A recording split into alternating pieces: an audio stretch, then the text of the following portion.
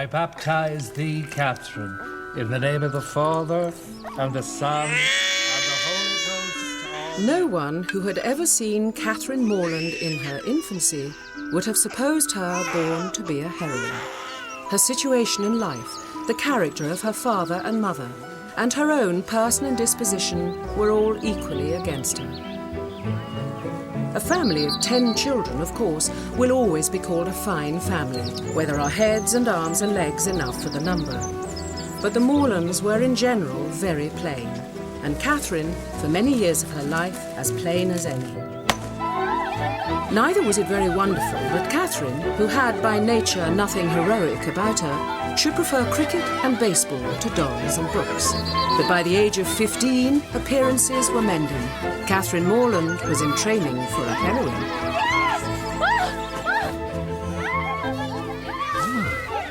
Look, Aunt Catherine has turned out rather well. Come on, Catherine, let's carry on. No, later. She's quite a good-looking girl. But she's almost pretty today. And she has grown very fond of reading of late. I wonder if it can be good for her, my dear, to read quite so many novels. Well, why ever not? Now, what could be a more innocent or harmless pastime for a young girl than reading? He was interrupted by a noise in the passage leading to the room. It approached. The door was unlocked. A man entered, forcibly dragging behind him a beautiful girl, her features bathed in tears and suffering the utmost distress. Take her! Don't lay her where I shall never see her more!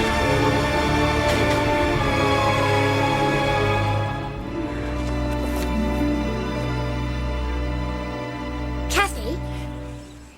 What are you doing? Nothing. What do you want, anyway? Mr. and Mrs. Allen are here. Mother says you have to come straight away.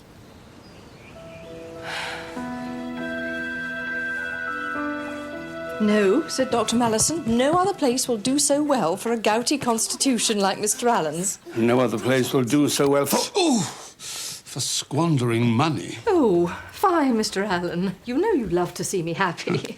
And thinking of that... Look, Catherine is young to go, but, well, Mr. and Mrs. Allen for protection. I see no danger in it. She's a good girl. I think we can trust her. Why, Catherine, how you've grown. Quite the young lady, isn't she, Mr. Allen? Mr. and Mrs. Allen come with an invitation, Catherine. We would like you to accompany us to Bath for a time. For when a young lady is to be a heroine, something must and will happen to throw adventure in her way.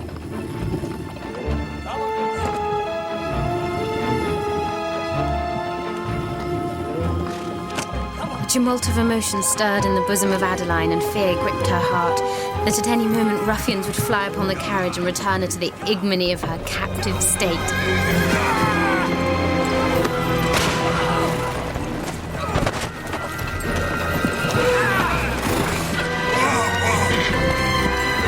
My God, Mrs. Allen!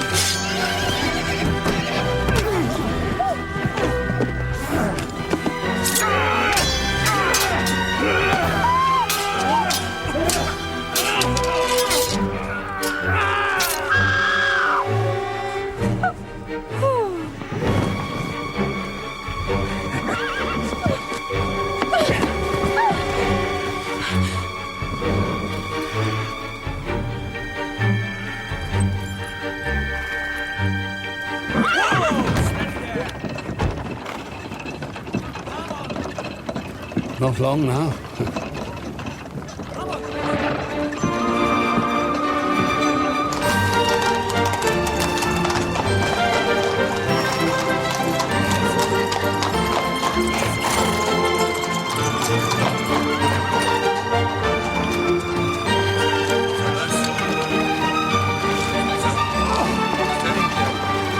This street is not quite the smartest to dress, but for myself, I love to be at the centre of things. So do I. There's a little peach that's ripe for plucking.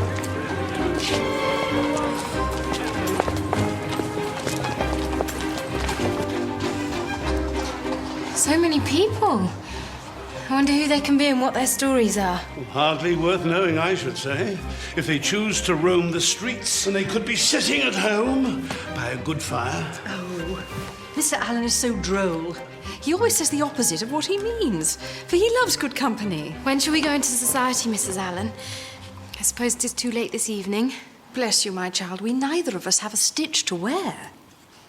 I did bring my best frock, and my pink muslin is not too bad, I think. No. Would you have us laughed out of Bath? Resign yourself, Catherine. Shops must be visited. Money must be spent. Do you think you could bear it? Very easily, sir.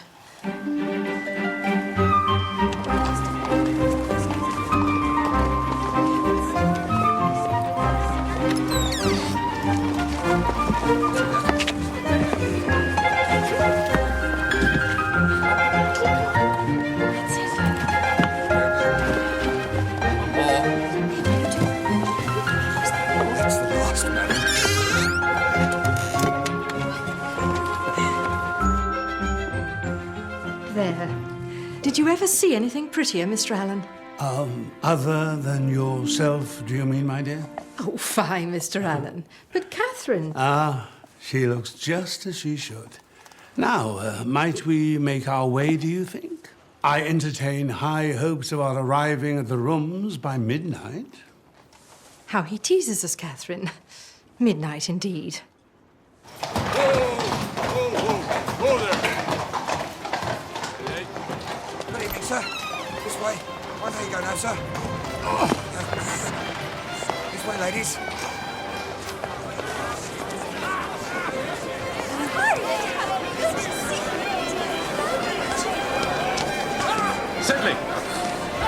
Sedley! There you are. Is there anyone here? Well, not a soul, John. There's no one here at all. What could he mean? If I might, John. Thank you. Excuse me. Card room, I think. Mr. Allen! See you later, my love. Come this way, Catherine. Pardon me, miss.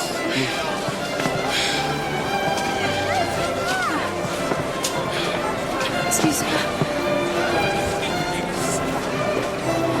Perhaps we should go through to the tea room.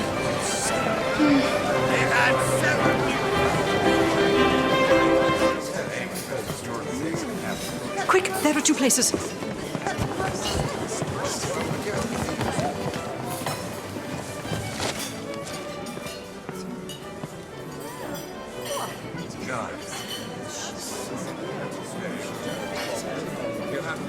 How uncomfortable it is not to know anybody.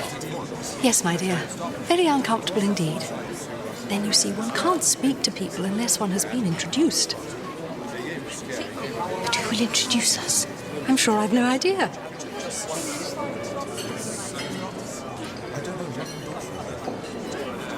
Had we not better go away? There are no tea things for us, and I think we are welcome here. Yes, it's most disagreeable.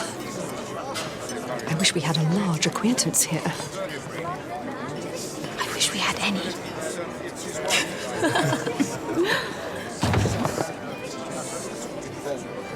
Mrs. Allen.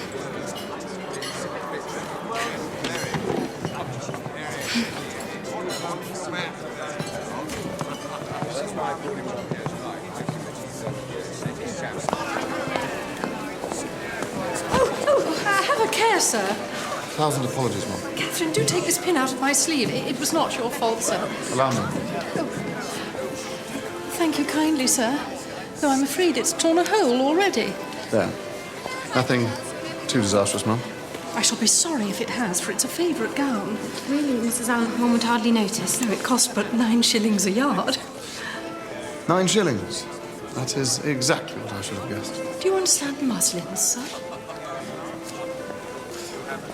I understand them very well.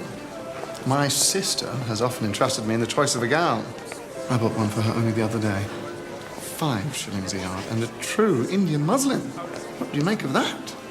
Well, and I can never get Mr. Allen to tell one of my gowns from another. But tell me, sir, what do you think of Miss Morland's gown? Miss Morland's gown? Miss Morland's gown is very pretty. Though I don't think it'll wash well. I'm afraid it will fray. How can you be so... Presumptuous. Indeed, without so much as an introduction. You must allow me to make amends, Mrs. Allen.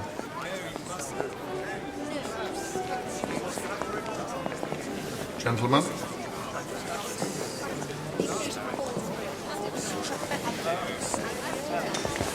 Thank you. Very kind indeed. One moment. What a very... Really, I shouldn't have allowed you to speak to him as a stranger. But he had such an understanding, a Muslim. I wonder where he's gone. Oh, here he comes again.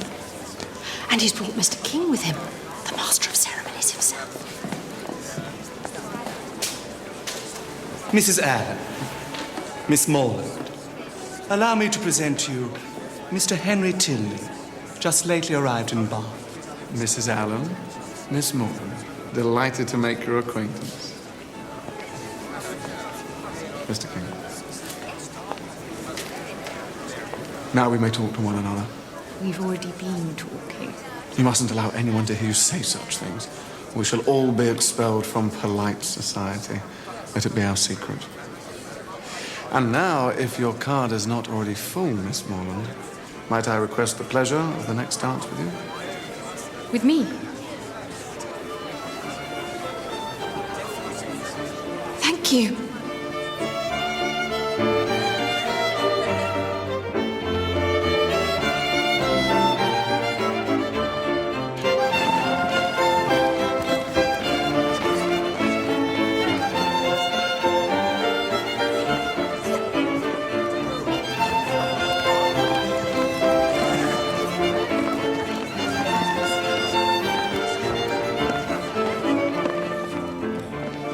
Forgive me. I have been very remiss in the proper attentions of a partner. What are they? Oh, I ask you how long you've been in Bath. Have you been to the theatre, and concert, and so on? Wouldn't that be rather dull? Of course. We must do our duty. You ready? Yes. How long have you been in Bath, madam? Not long at all, sir. Were you never here before? Never, sir. Indeed. And have you been to the play? Not yet, sir. Astonishing. Concert? No. Amazing. Now tell me, am I altogether pleased with Bath, madam? Yes. I like it very well. Excellent.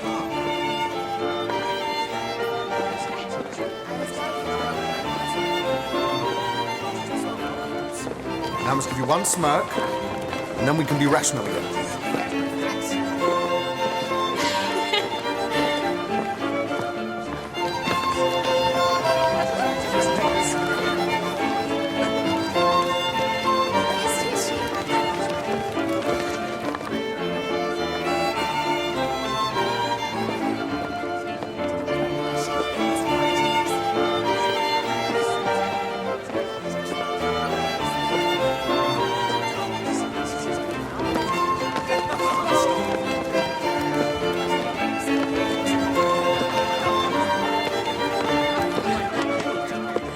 Do you know that gentleman? Not at all. I wonder why he keeps looking at us. I imagine he likes what he sees. What? Do you mean me? Why not?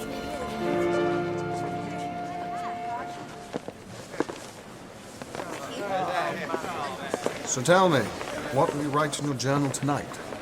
Friday went to the lower rooms, wore my sprigged muslin dress with blue trimmings. Looked very pretty, though I say so myself. Danced with one man. Was stared at by another. Much more handsome. Indeed, I shall say no such thing. Then what shall you say? Perhaps I don't keep a journal at all.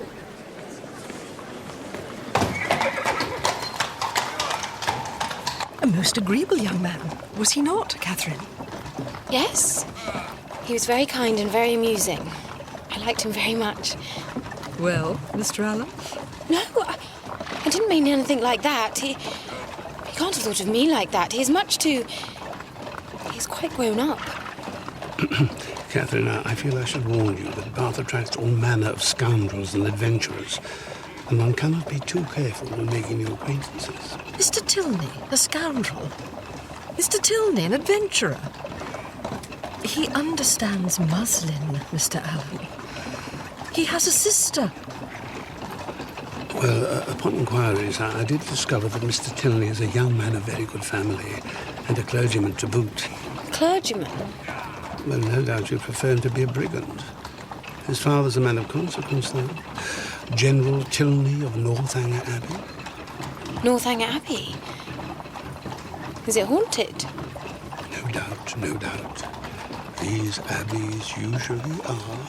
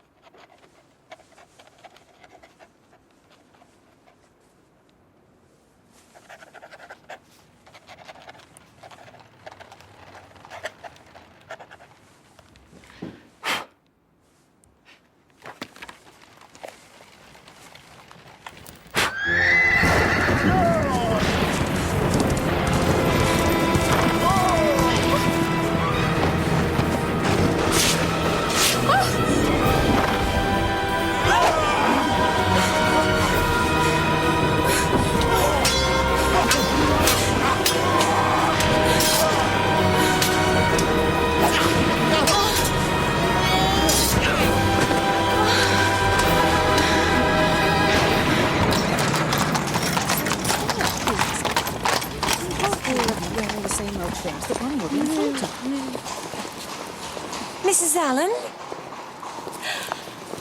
And this must be Miss Morland. Mrs. Thorpe, your brother James told me to look out for you. You know James? Indeed we do. He's up at Oxford with my son John. Mrs. Thorpe, my old schoolfellow. Yes, he went to you at Christmas. And I may say he endeared himself to us all. Ah, here come my girls now. Isabella, my eldest, and Maria and Anne. Isabella, this is Mrs. Allen and Miss Catherine Morland, James's sister. James's sister? How do you do, Miss Morland? I've so long wished to meet you. Your brother has spoken of you so affectionately. I am sure that we will be the very best of friends. I'm so pleased you love Mrs. Radcliffe novels too. I wish I were you. Just beginning to read Udolpho for the first time. Is it really very horrid? You can't even imagine. But I wouldn't tell you for the world. Well, perhaps one incident to whet your appetite.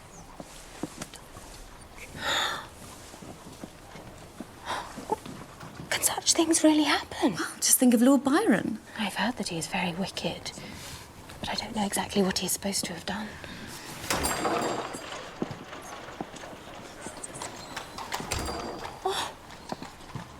And I have heard that he is here, in Bath. Should we go to the pump room and see if we can see him? Perhaps your Mr. Tilney will be there too. He's not my Mr. Tilney, Isabella. Indeed, you mustn't say he is. Isn't he? Well, there's a certain person who will be very glad to hear that. Who do you mean? Never you mind. I do so hate it when strangers listen to one's private conversations.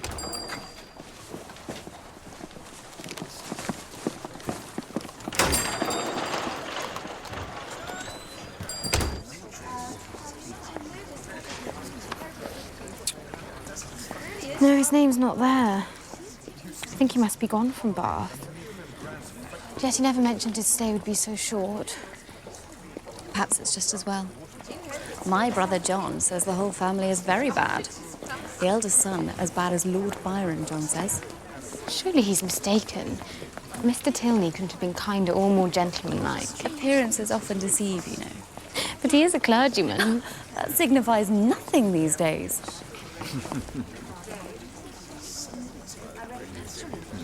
Insufferable. Come, let's walk outside.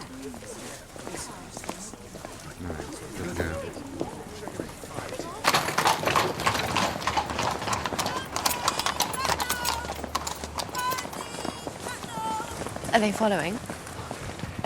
No. They're going towards the churchyard. Good. We are rid of them. Now, if we turn down there, it will bring us to Milson Street. Shouldn't we come upon them again if we did that? Oh, never mind that. Come, make haste.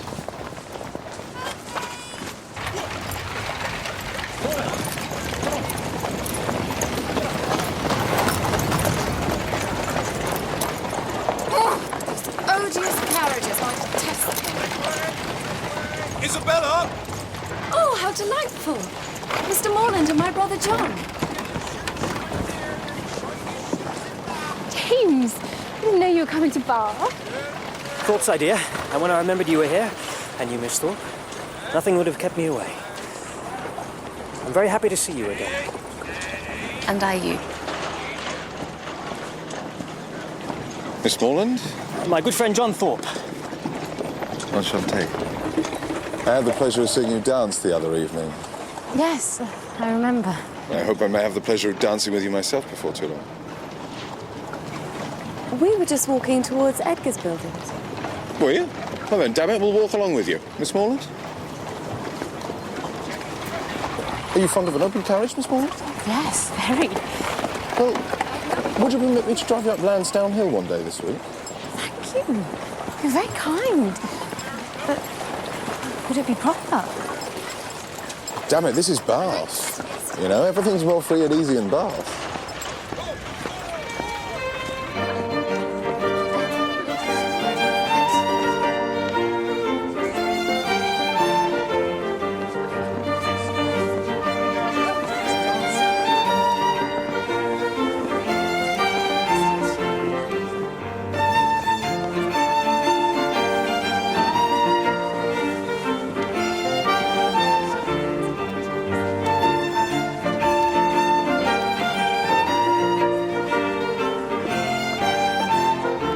Penny for your thoughts, Miss Morland. I was just... Have you ever read Udolpho, Mr. Thorpe?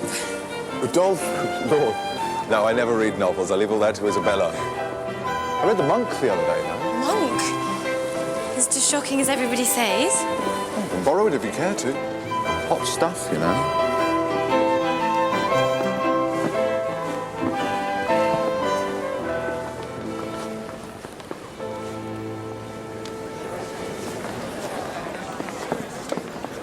Isn't this altogether delightful, Catherine? What's that? Jig it again?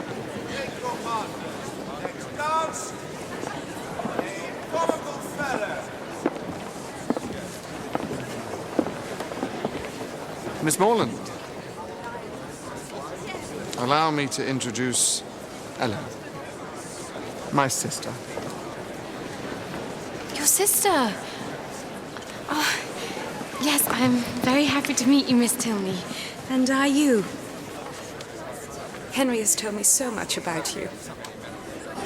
Can't imagine how surprised I was to see your brother again. I felt so sure he's been quite gone from Bath. Ah, yes. When he saw you before, he was here to engage lodgings for us. He only stayed the one night. Oh, I see.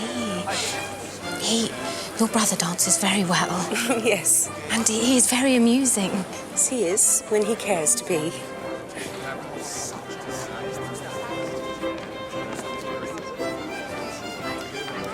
Do you know that gentleman talking to Mr. Tilney?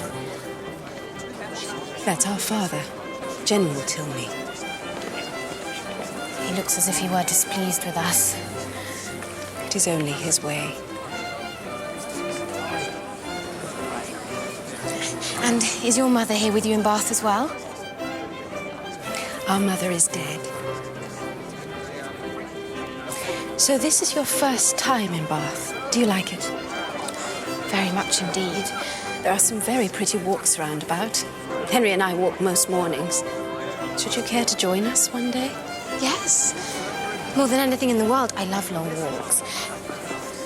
Though I can't persuade my friend to join me. She thinks it a waste of time when there are so many other things to do in town. I can see that she might.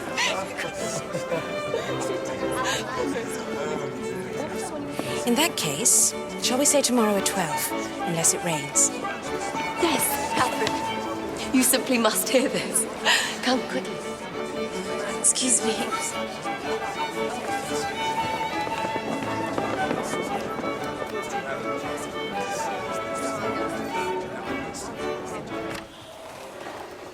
Martha. Make haste, Miss Morland. Put on your hat. There's no time to lose. We are going to drive to Blaze Castle. Mr. Thorpe. How do you do, Miss Allen? My sweetest Catherine, isn't this delightful? Blaze Castle. Nothing could be more romantic. Yes, I'm sure, but I'm very sorry I can't come with you. I'm expecting Miss Tilney and her brother to call on me to take a country walk. Not they. I saw him but 5 minutes ago. Doesn't he drive a phaeton with a pair of chestnuts? I don't know, indeed. Yes, I saw him large as life turning up the Lansdowne Road with a smart-looking girl by his side. Perhaps they mean to call later. No, they don't. I heard Tilney hallooing to a man they were going as far as Wick Rocks. I don't understand it at all. Miss Tilney promised. My dear one, in this false world, people often make promises they have little intention of keeping. Remember, we are your true friends. We keep our promises. Yes. But what if they should come after all? My dear little scatterbrain sister, haven't you just heard Thorpe tell us? They're halfway to Wick Rocks. Then perhaps I should come with you. Please, Miss Morland.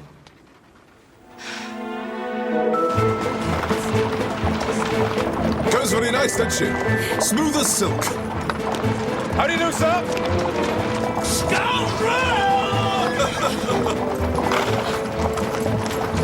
Pleasant old gentleman. Mr. Allen. Yes, and so good-natured. And rich as Croesus, or so I hear. I believe Mr. Allen is very rich.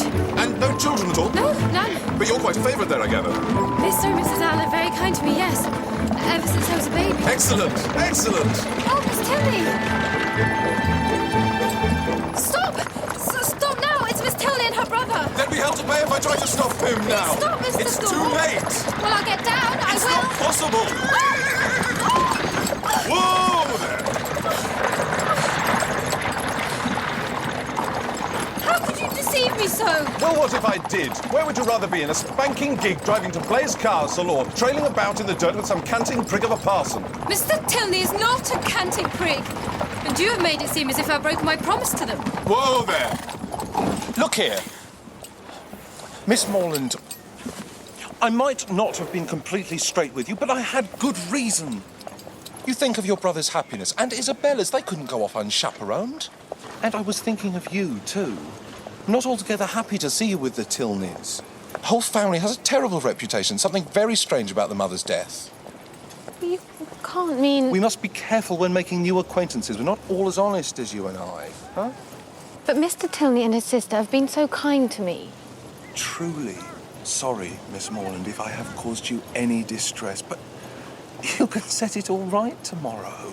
Let's at least try and enjoy ourselves today. Damn it, I've been looking forward to driving you out more than anything. Come on, what do you say? Very well. Whoa. Everything all right, Thorpe? Absolutely. Walk on.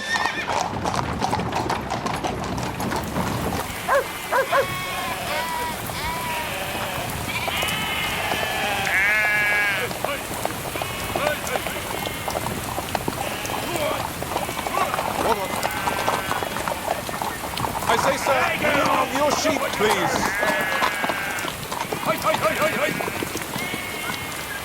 It's just a spot of rain. It'll clear up in no time. Thorpe, we better go back. Your sister thinks so too. We're not halfway to Blaze Castle. Very well, as you wish. It's all one to me. Honestly, if your brother hadn't such a damn beast to drive, we'd been at Blaze this half hour gone.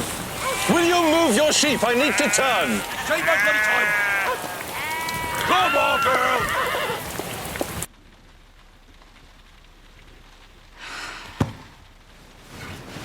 Lord, what would the men think if they could see us now?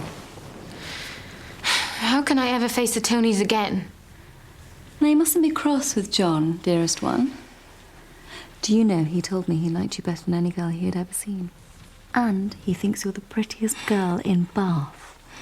Don't know why he should think that. No need for false modesty. Now, how far have you got on with Udolpho? I've just got to the Black Veil. The Black Veil. Well, I wouldn't tell you what's behind it, not for the world.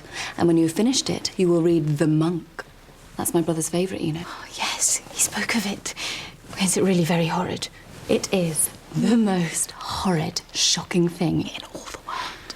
Ambrosio, the monk, begins very holy, but is drawn into vice by Matilda, and she gives him a magic branch by which he can pass through walls and into Antonia's bedroom. but it is too shocking. I should blush to tell you. You must read it yourself. The friar pronounced the magic words, and a thick smoke arose over the magic mirror. At length he beheld Antonia's lovely form. She was undressing to bathe herself, and the amorous monk had full opportunity to observe the voluptuous contours and admirable symmetry of her person as she drew off her last garment. At this moment a tame linnet flew towards her, nestled its head between her breasts, and nibbled them in wanton play. Ambrosio could bear no more. The blood boiled in his veins, and a raging fire rushed through his limbs. "I must possess her," he cried. No, Ambrosio. I shall no longer be able to combat my passions. I am convinced with every moment that I have but one alternative. I must enjoy you or die.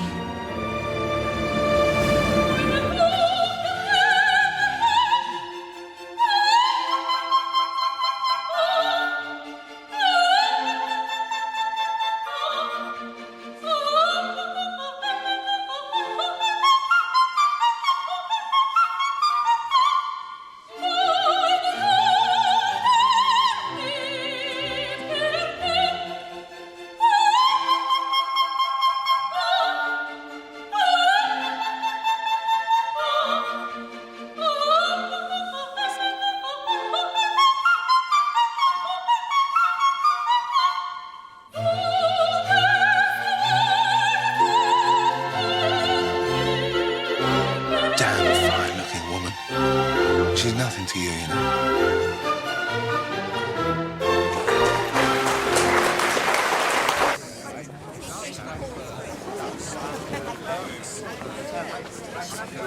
Miss Morland, Mrs. Allen, Mr. Allen.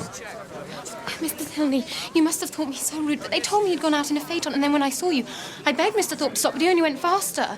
If only he'd slowed down, I would have jumped out and run back to you. Please believe me, I would 10,000 times rather have been with you. Are you and Miss Tilney really very angry with me? I must confess I felt a little slighted, but my sister was quite sure there was some misunderstanding. Eleanor, you were right, as usual. Miss Morland is not to blame. She was abducted by force. No, not exactly, but truly, I did try to make him stop. Don't tease her, Henry. You were quite cast down when you thought Miss Morland preferred the company of others to your own. Perhaps she still does. No, indeed. Well, that is... Then may I renew our invitation? Shall we say the day after tomorrow for our walk? Yes. Miss Catherine Raymond, very amiable girl, very rich too. Or with a Mr. Allen who made a fortune in trade. And with no one to spend it on but her, she'll bring a deal of money to her marriage. When the old man pops off, she'll be one of the richest women in the country. Obliged to you, sir. Thorpe. John Thorpe. Delighted to have been... Yes, he's beautiful. Mr. Thorpe, perhaps you'd introduce me to the young lady. Miss Morland, this is General Tilney.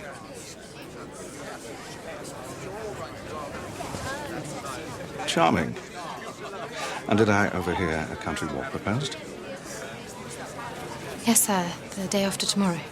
Then perhaps you would do us the honour of spending the rest of the day with us, after your walk, if Mr. and Mrs. Allen can be persuaded to spare you. I'm sure they'd be happy to spare me, sir.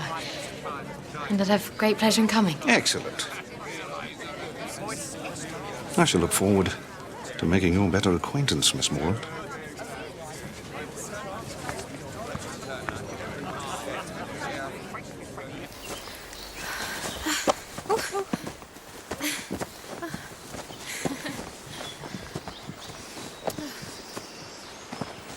What do you think, Catherine? Oh, it's wonderful. It reminds me of the south of France, the Languedoc, you know? Yes. Have you travelled much in France? No, not at all. I've never been there.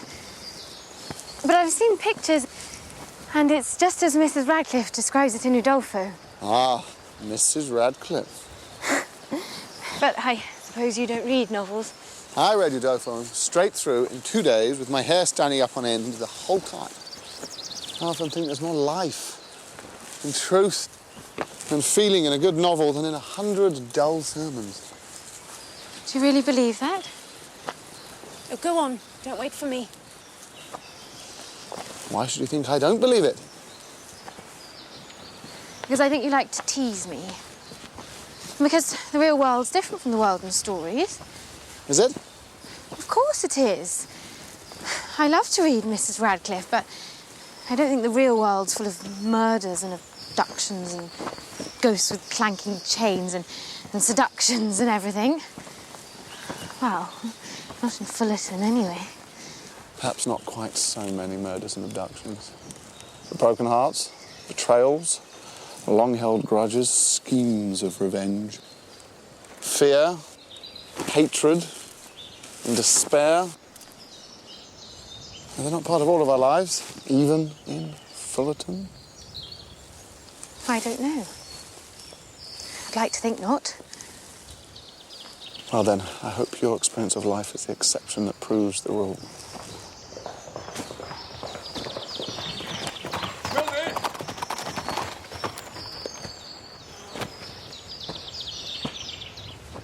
Forgive me, Tilney, for interrupting your walk. I've no time to lose. Of course. You're expected. Mum. Come, let's walk on a little.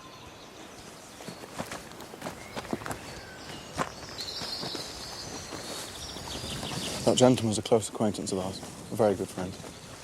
He was obliged to leave the country at short notice. He was able to make his farewells to me last evening.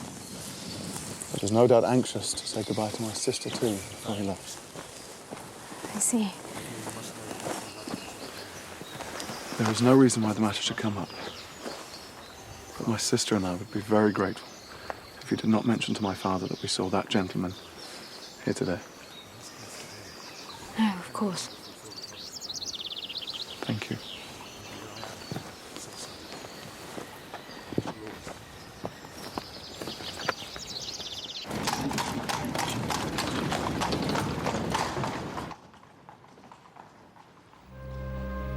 The monk reeled from the unholy sight.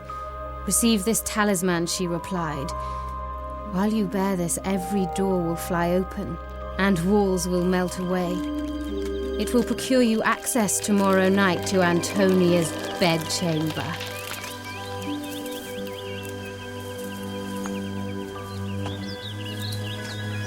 Miss Morland.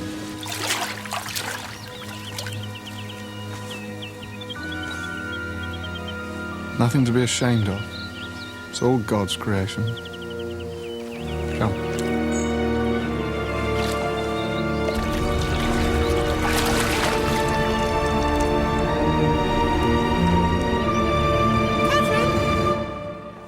Catherine!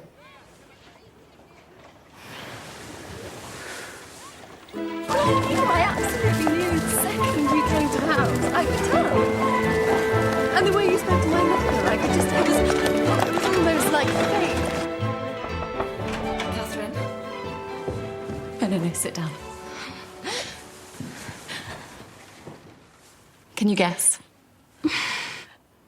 Your brother has made me the happiest girl on earth.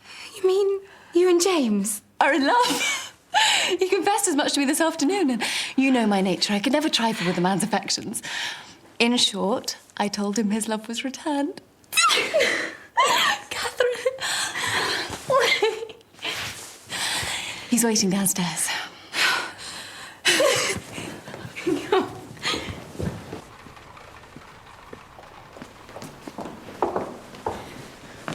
I know I needn't ask whether you approve, Catherine. No, indeed. Though I'm surprised. It's all happened so quickly. Not so. I believe I've been in love with your friend since the first time I set eyes on her. And I. The very first day he came to us last Christmas.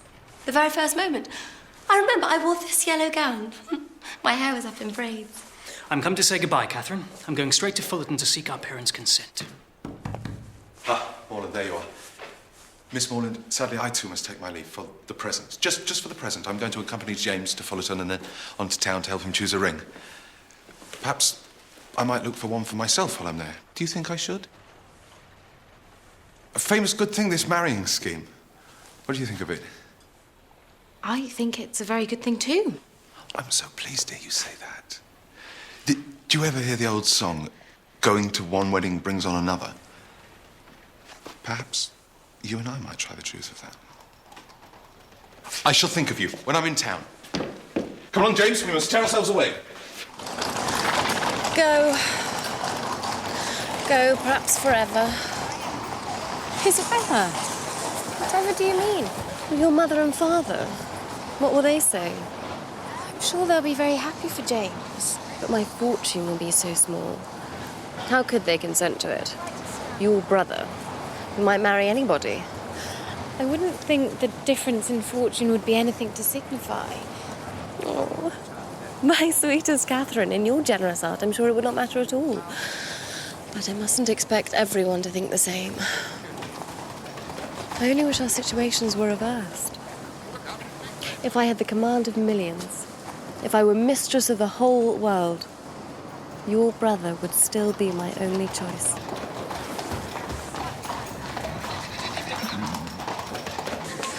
Now, Catherine, you know I'm only here for your sake. You know my heart is 40 miles away. And as for dancing, don't mention it, I beg you. It is quite out of the question. I dare say Charles Hodge will plague me to death about it, but I shall cut him very short, I can tell you. I wonder where he is. It's General Tilly. I do believe he's coming to talk to you. Miss Morland.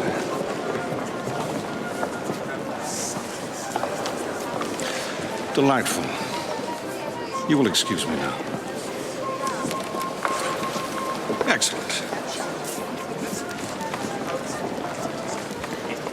Miss Morland, allow me to introduce my brother, Captain Tilney. Charles.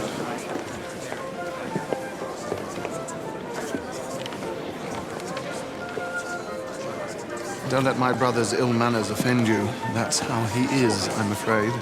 He was ill-mannered as a baby. Surprised at you being so disrespectful to your older brother. And anyway, how could you know what he was like as a baby? When he was a baby, you were not yet born. True enough. My mother told me of it.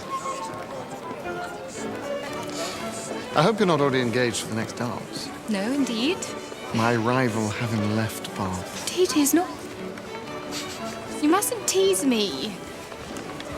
So do you not know Mr. Thorpe at all? No, not at all. That's strange. He seems to know a great deal about your family. And none of it to our credit? Well, I have always found that ignorance and prejudice hold no bar to forming the strongest of opinions. You think him ignorant and prejudiced? I know he doesn't always tell the truth, but he's been very kind and attentive to me. You think he isn't to be trusted? Dear Miss Morland, has it not occurred to you that I might not be the best person to consult on the matter of Mr. Thorpe? My lords, ladies and gentlemen, the next dance will be on a summer's day. Good God, Henry, you're not going to stand up in that mall, are you?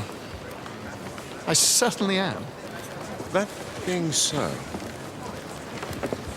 do you think your friend might dance with me?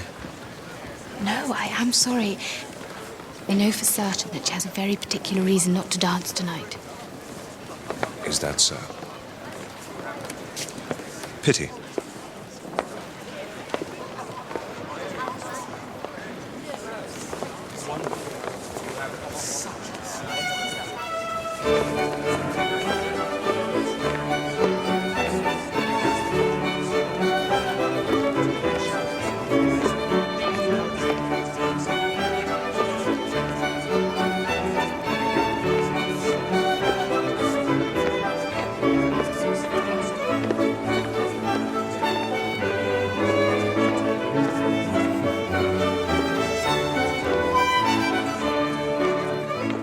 Why are you smiling? Look there.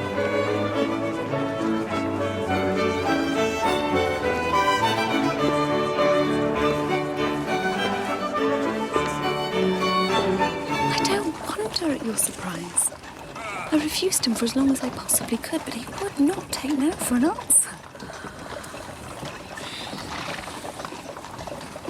He's the eldest son, you know, the heir to Northanger Abbey. Not that that weighs anything with me. I am in love with the best man in the whole world.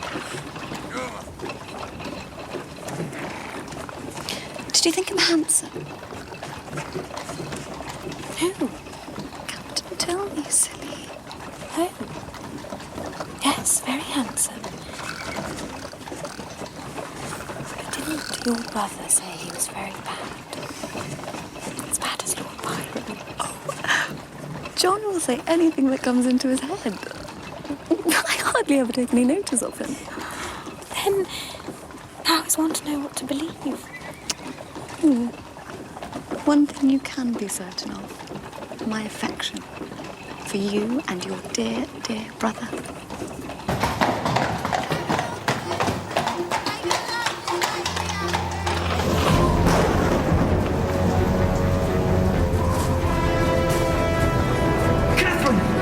Catherine, help me, for God's sake!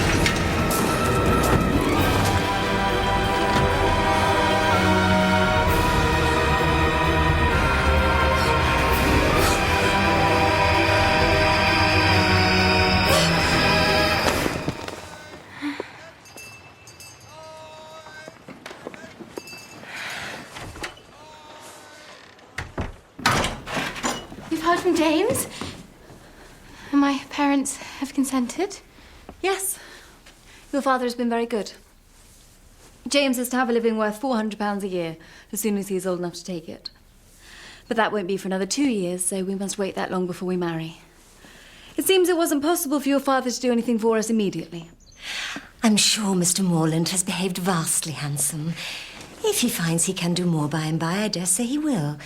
And Isabella's wishes are so moderate. For myself, it's nothing. I never think of myself, but poor James. £400 a year is hardly enough for the common necessaries of life. But I suppose everybody has the right to do what they like with their own money. I'm very sure that my father has promised as much as he can afford. But Mr. Allen, I was sure, would do something for James. Perhaps he does not approve of his choice of bride. Why should Mr. Allen do anything for James? Or for any of us? It was very kind of Mr. and Mrs. Allen to bring me to Bath, but none of us has any expectations from Mr. Allen.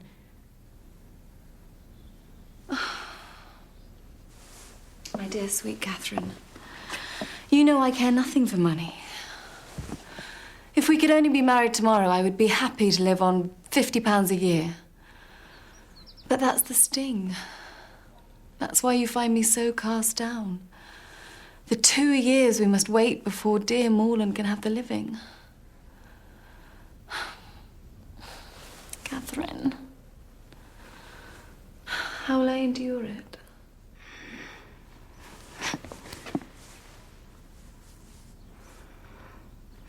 I can well understand how she feels.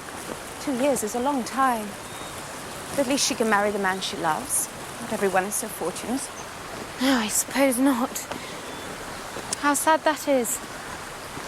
Yes, it is. But how many couples marry for love?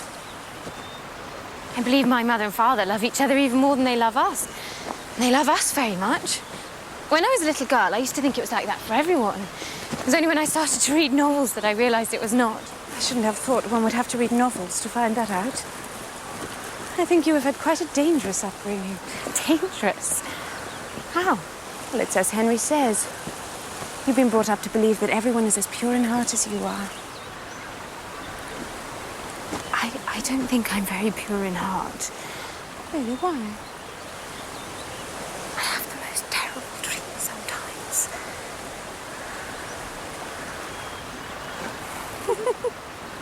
What's the joke? Nothing to concern you.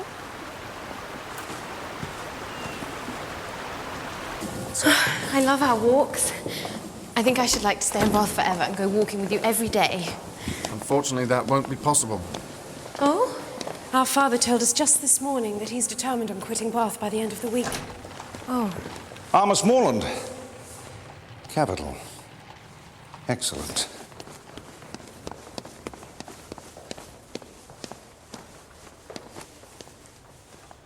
Can you, Miss Morland, be prevailed on to quit this scene of public triumph and oblige us with your company at Northanger Abbey? Northanger Abbey? Well, Miss Morland, what do you say? I'm very honoured, sir. If Mr. and Mrs. Allen agree, I should be delighted to accept.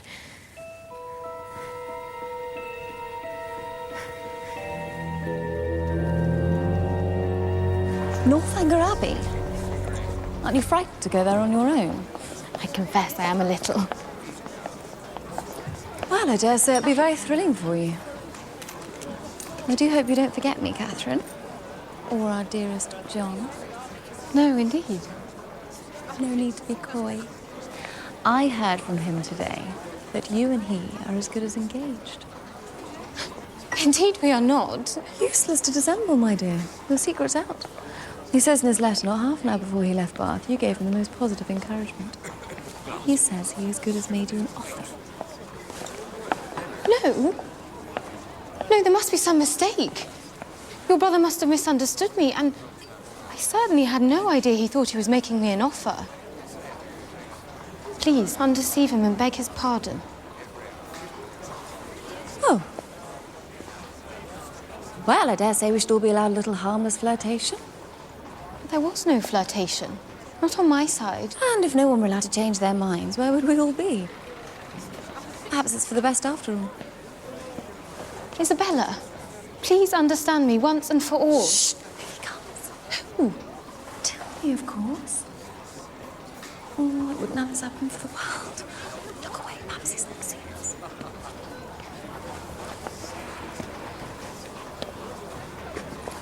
What?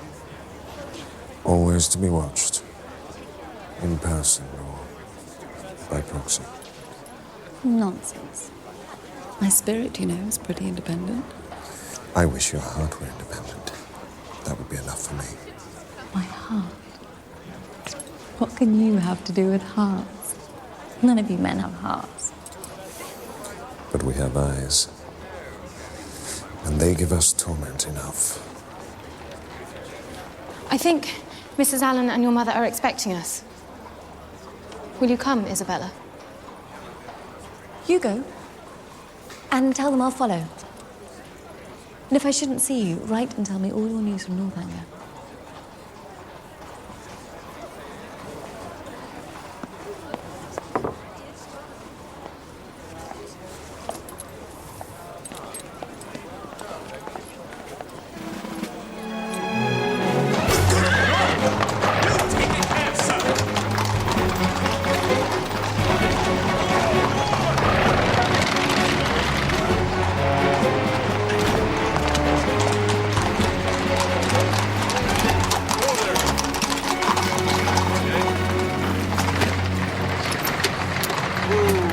Come along there. 4 minutes late already, coming from Milsom Street. I'm sure Miss Morland won't keep you waiting, Father. Oh, Catherine, my dear, quickly. They're here. How grand. A chase and 4. You never aspired to that, Mr. Allen. No, indeed. Well, Catherine, we shall miss you.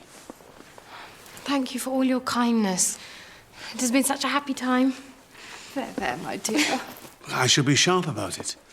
These great folks don't like to be kept waiting.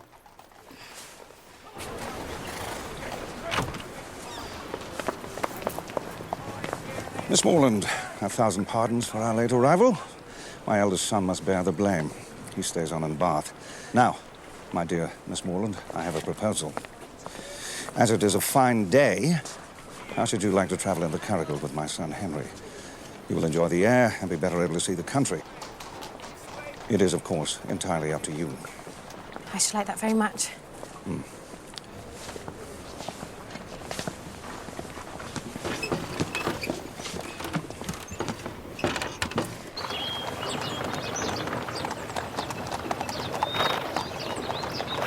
Did your father say that Captain Tilney stays on in Bath? Yes? Oh. You're disappointed? You were hoping for my brother's company at Northanger, perhaps? No. No, not at all. That is, I should have no objection to his company. And what is it? Come. I'm anxious about your brother and Miss Thorpe. I think he cannot know that she's engaged to my brother. I suppose he thinks he has a chance with her. But doesn't he realise how wrong it is of him and what pain it must give to my brother? I don't think you should distress yourself too much, Miss Morland. Your brother should be returning to Bath very soon, and my brother should be leaving to rejoin his regiment. And that will be the end of that. Now, look there.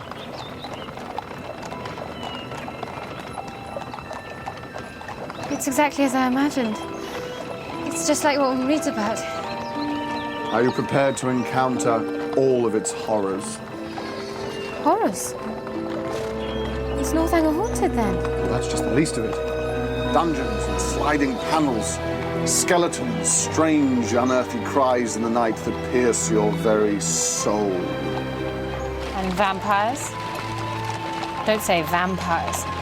I could bear anything but not vampires. Miss Morland, I do believe you're teasing me now. But about to say there is a kind of vampirism. No, let's just say that all houses have their secrets, and Northanger is no exception.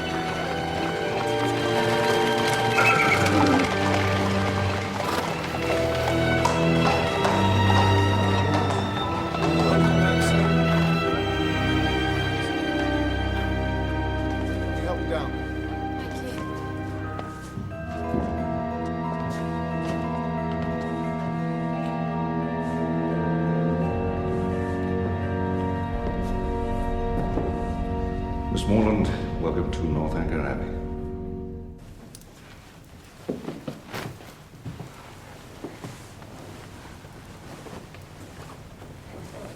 I hope you will be comfortable. Do please, I beg you, make as little alteration to your dress as possible. My father is most particular about meal times. I'm sorry to have to ask you. No, it's quite all right. I'll see you in a few minutes then.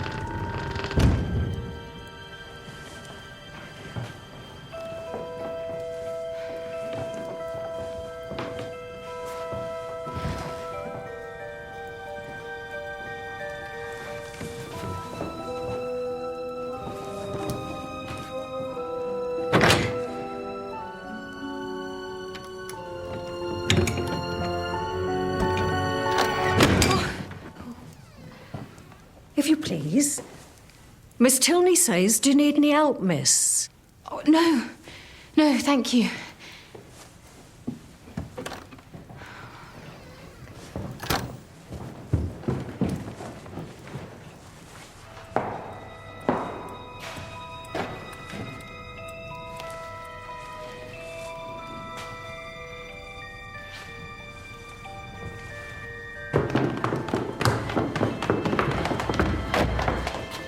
Are you ready?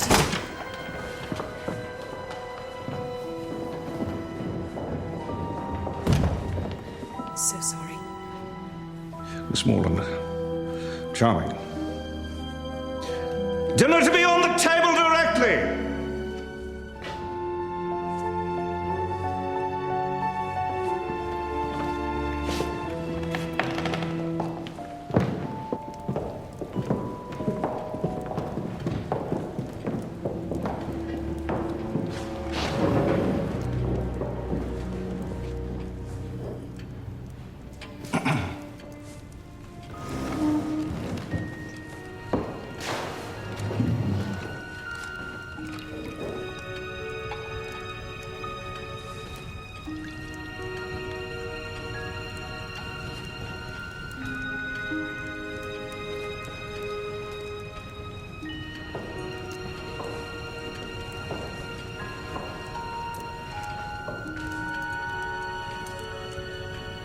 I hope you find our simple style of living to your taste, Miss Morland. No doubt you have been used to better-sized apartments at Mr. Allen's. No, indeed, sir. Mr. Allen's dining parlour is only half the size of this room. Well, now, I suppose I care as little as any man for such things. But a tolerably large eating room is one of the necessaries of life. Tolerably large indeed, sir. But I don't think I've ever been in so large a dining room as this one. You have not?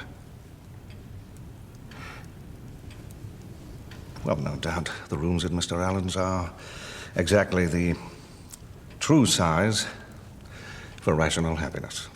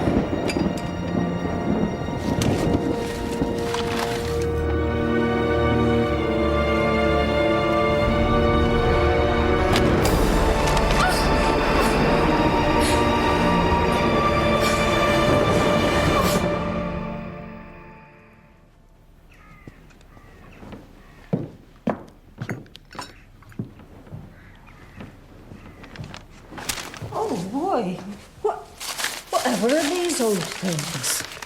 No! No, leave them, please.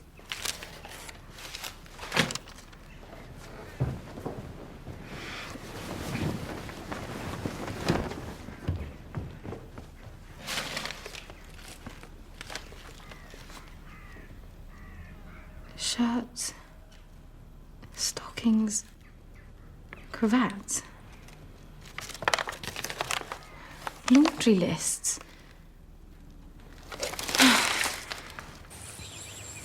This was my mother's favourite place. I used to walk so often here with her. Though I never loved it then, as I have loved it since. Her death must have been a great affliction. A great and increasing one. What was she like? Did she look like you? I wish I could show you her portrait. It hangs in her private chamber. I suppose you were with her to the last? No. I was away from home when she died. Her illness was sudden and short, and before I arrived, it was all over. So you didn't see her body? No. I wish I could have done. Perhaps it would help me to think of her at peace. Yes. I should like to see her room, if you're willing to show me. We never go there. It is my father's wish. But to see her picture? Yes. Why should you not see it?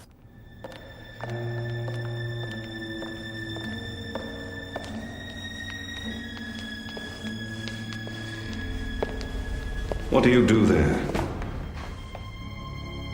I was going to show Miss Morland Mother's... There is nothing to interest Miss Morland in this part of the house. I'm surprised at you, Eleanor.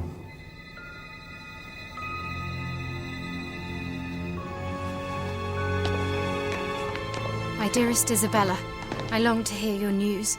I hope everything is well with you and with James, and that your brother is not too much offended with me. Northanger Abbey is all that I expected it to be, and Eleanor and her brother very kind. Oh, Isabella, I fear that this house holds a terrible secret relating to the death of Mrs. Tilney. Here I am! I cannot write more now. Send me your news. Your loving friend, Catherine.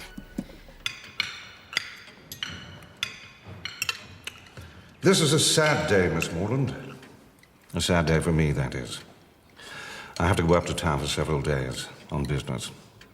I trust you'll be able to entertain our guest properly while I'm gone, Henry. Nothing would give me greater pleasure, sir.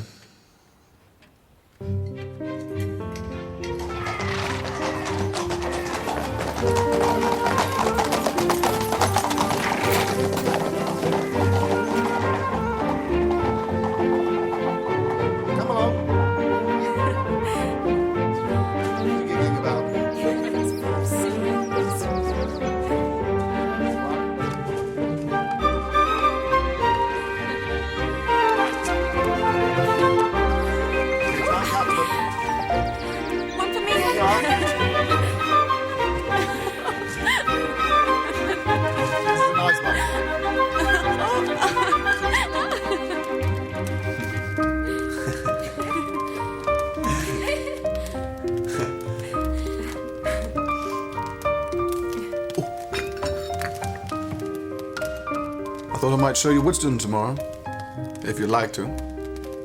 It's nothing to Northanger, of course, just a country vicarage, but I'm very fond of it. I'd love to.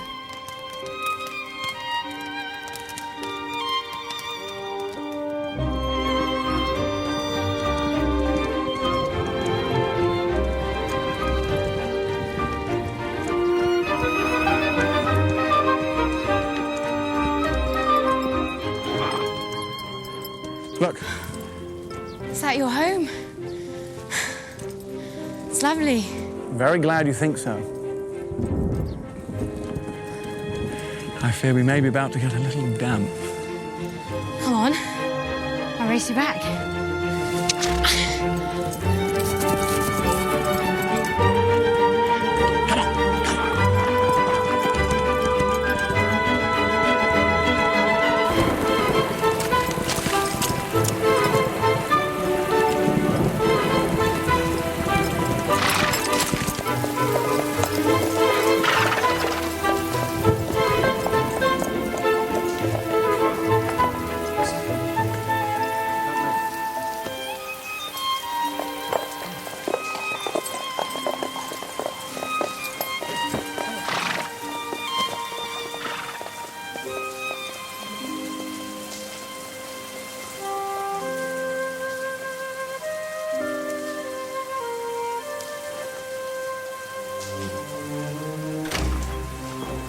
Look at the state of the pair of you. I'll go and get Richards to draw your bath, Catherine.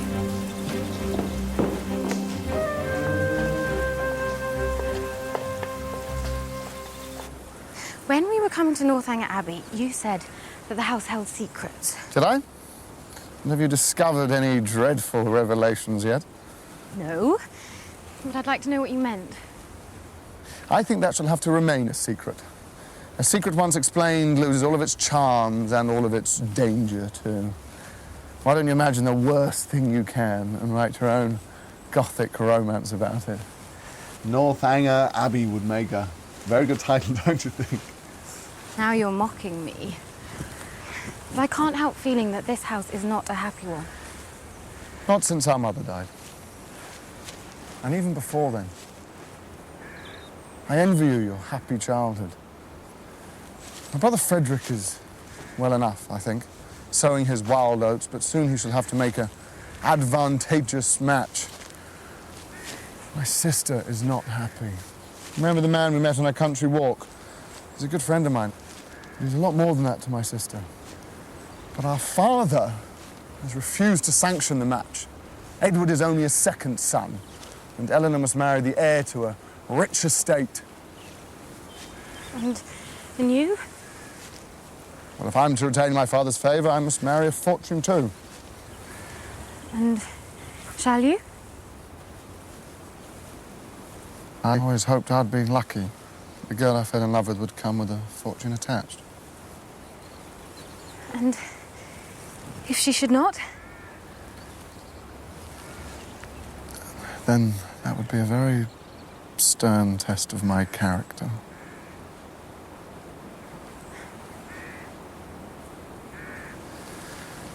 Perhaps we'd better head back. I want to set off for Woodston before nightfall.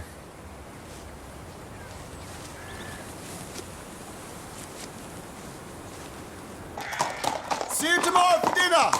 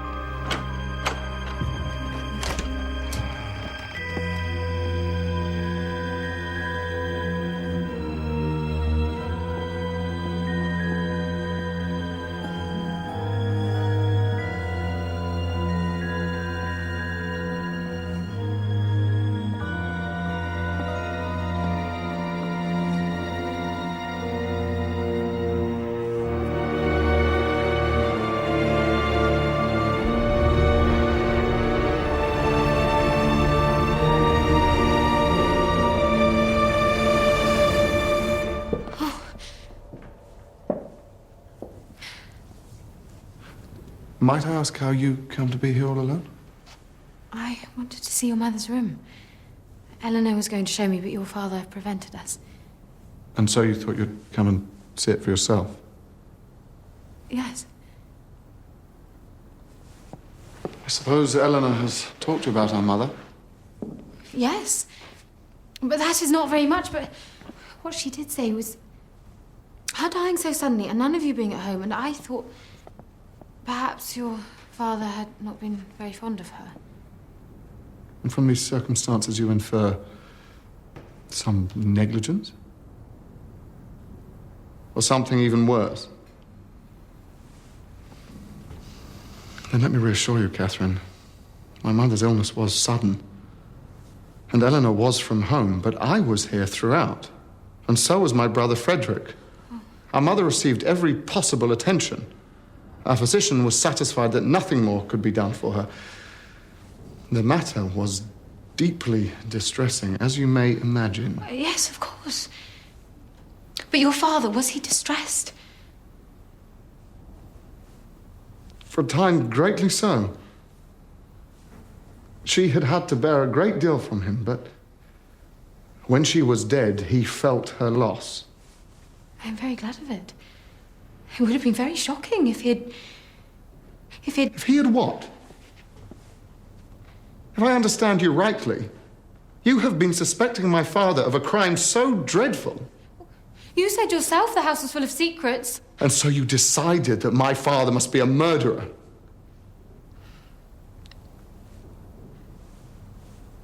And to you, at least, he's shown nothing but kindness.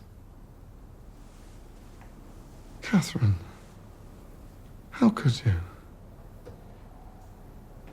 What sort of a fevered imagination must you have?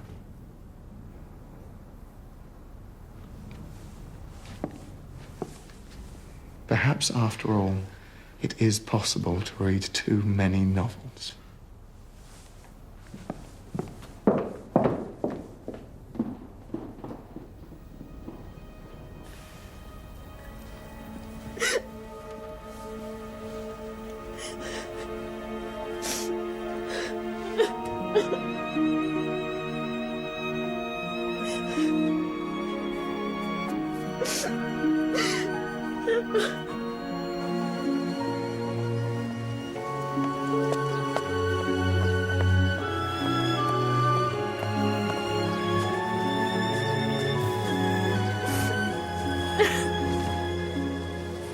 Look, Catherine.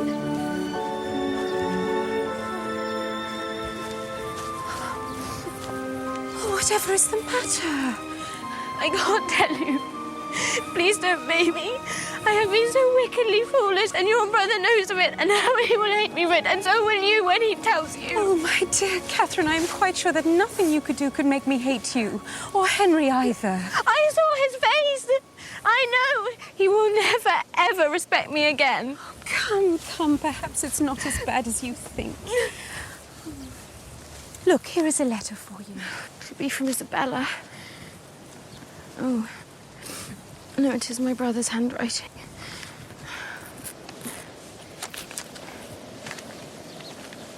Dear Catherine, I think it my duty to tell you that everything is at an end between Miss Thorpe and me. No. I shall not enter into particulars. They would only pain you more. You will soon hear enough to know where the blame lies.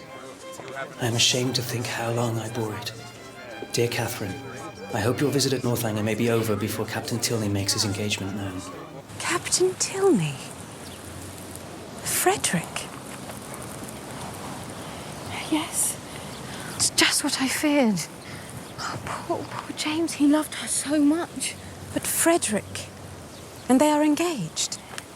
Yes. No, I can't believe that. No, look here. Dearest Catherine, beware how you give your heart. Dear Catherine, I am sorry for your brother. Sorry that anyone you love should be unhappy. But my surprise would be greater at Frederick's marrying her than at any other part of the story. Why do you say that? What are Miss Thorpe's connections? What is her fortune? Are they a wealthy family? No, not very. I don't believe Isabella has any fortune at all. You think your father will forbid the match? I doubt if the matter will reach his ears at all. Why? Whatever do you mean? Catherine, your friend has dealt very badly with your brother. But I fear she is far out of her depth with mine.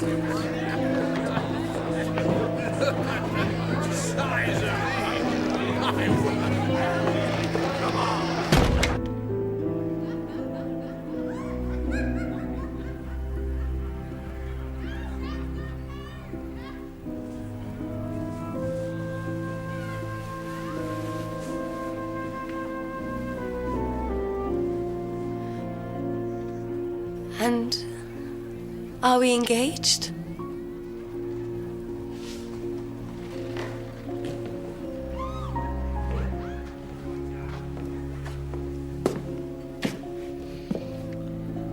Make yourself decent, Miss Thorpe. I must return you to your friends before you're missed.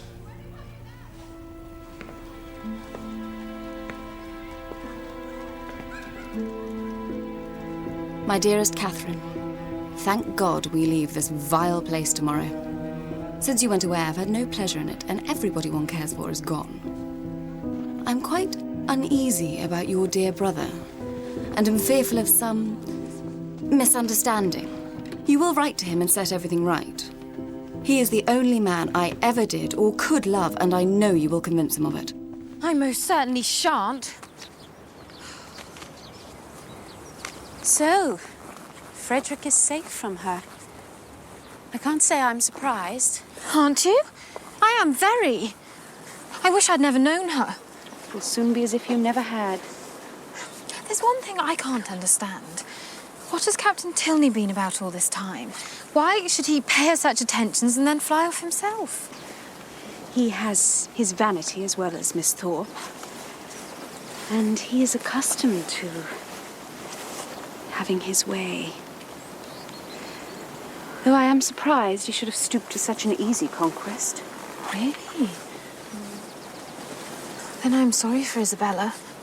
I am sure she will be over it soon enough. I hope I don't need to tell you that his brother has a very different character. Henry has the best and truest heart in the world.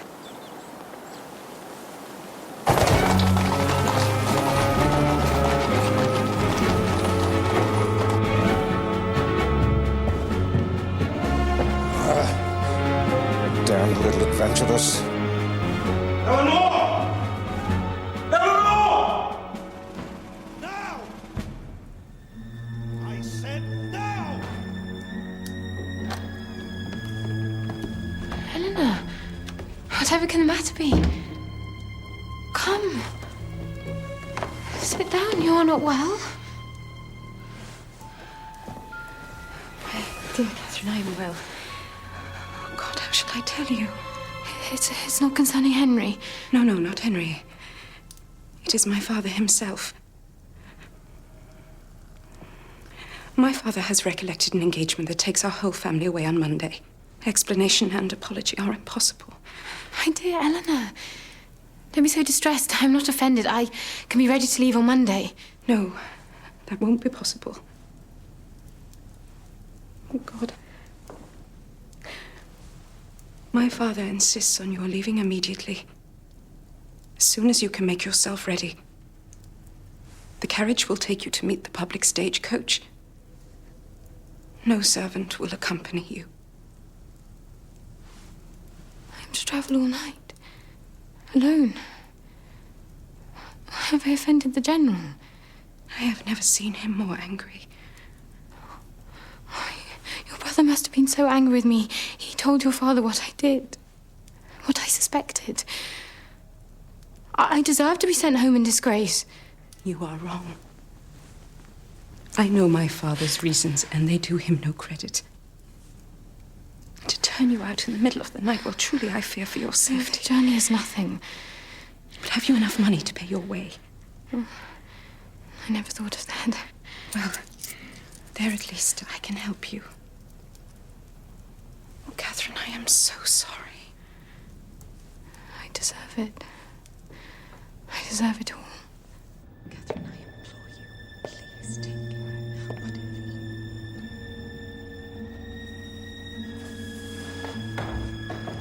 Goodbye, Catherine.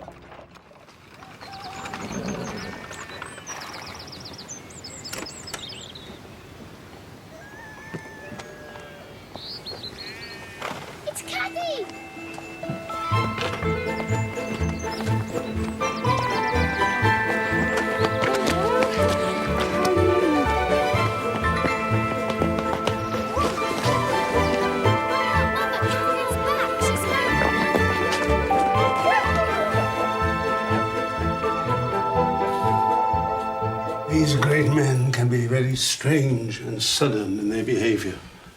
Well, we must live and learn. And the next new friends you make, I hope, will be better worth keeping than the ones you made at Bath. No friend can be better worth keeping than Eleanor. And Mr. Tilney is not to blame. Such a pleasant, agreeable young man, I thought him. He found us a chair, you know. And he understands muslin ever so well. That's greatly to his credit, I'm sure. But has he written? Has he offered any kind of explanation? No. Well, I dare say there's no harm done in the end. You did very well to manage that journey all on your own, Catherine. You always used to be such a scatterbrained little creature. I'm quite proud of you. Indeed, I'm not proud of myself.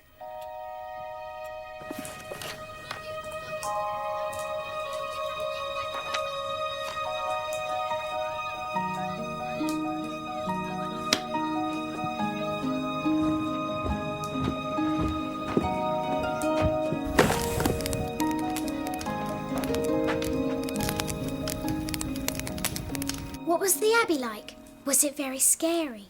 Were there ghosts? It was very big and strange, with lots of empty rooms and secret passages. And I did think there might be ghosts, but there weren't any ghosts, really. People who read too many stories imagine all sorts of horrid things about ghosts and murders, and it is very wrong of them to do so, and it can get you into serious trouble. So let me not hear of any of you being so silly. Now, what else would you like to hear about? What games did you play? We played I Spy and charades. We went horse riding and got ourselves very muddy indeed. Was Mr. Tilney very handsome, Cathy? Yes, I think so. Very handsome and very kind and everything he should be. Do you love Mr. Tilney, Cathy? No, of course not. Don't talk such nonsense. Now, into your beds, all of you. That's it.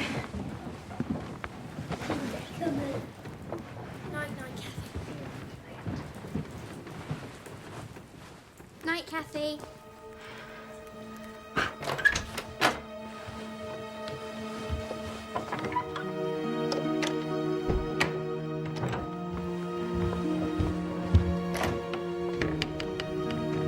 What did you do to make them send you home, Cathy? Did you do something very naughty? Come on, back into your bed.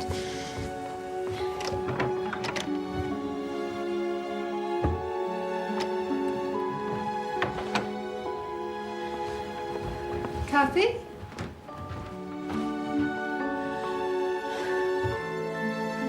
What is it? I did love him. I do love him. Now I shall never see him again, and it is all my own fault.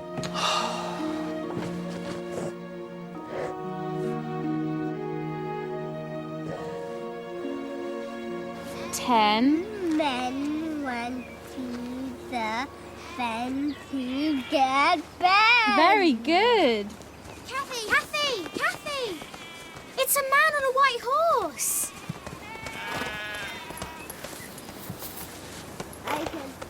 Go and tell Mamma that Mr. Tilney is here. Mr. Tilney? Now! Go on, boys. In you go quickly.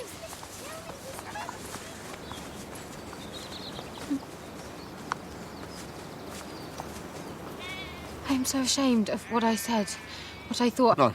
It's I who should apologise. There's nothing you have said or thought that could justify the way you have been treated.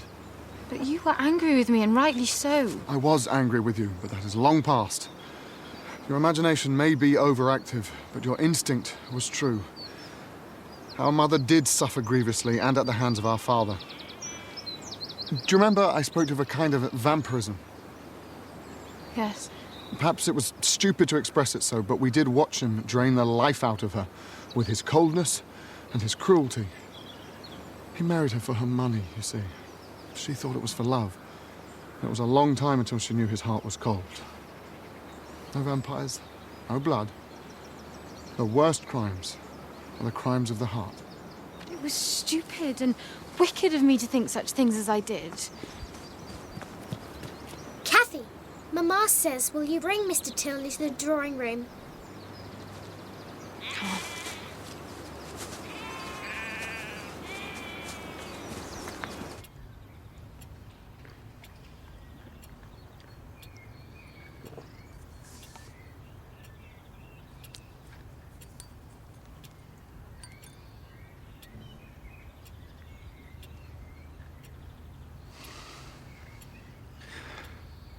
Mrs. Morland, after what has happened, I have little right to expect a welcome at Fullerton.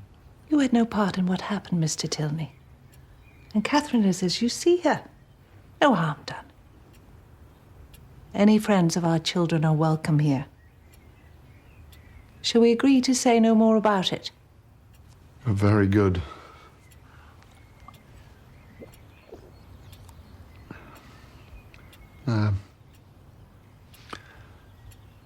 Are Mr. and Mrs. Allen now at Fullerton? They are, sir.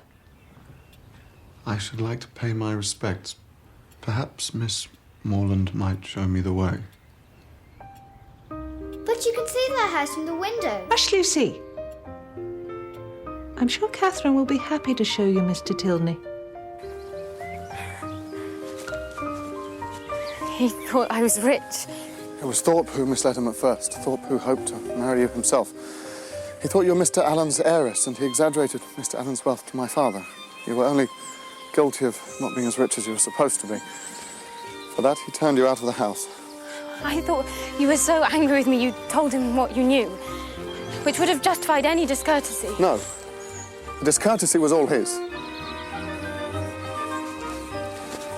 I've broken with my father, Catherine. I may never speak to him again. What did he say to you? Let me instead tell you what I said to him. I told him that I felt myself bound to you. By honour, by affection, and by a love so strong that nothing he could do could deter me from... From what? Before I go on, I should tell you, there's a pretty good chance he'll disinherit me. I fear I may never be a rich man, Catherine. Please, go on with what you were going to say. Will you marry me, Catherine? Yes. Yes, I will. Yes.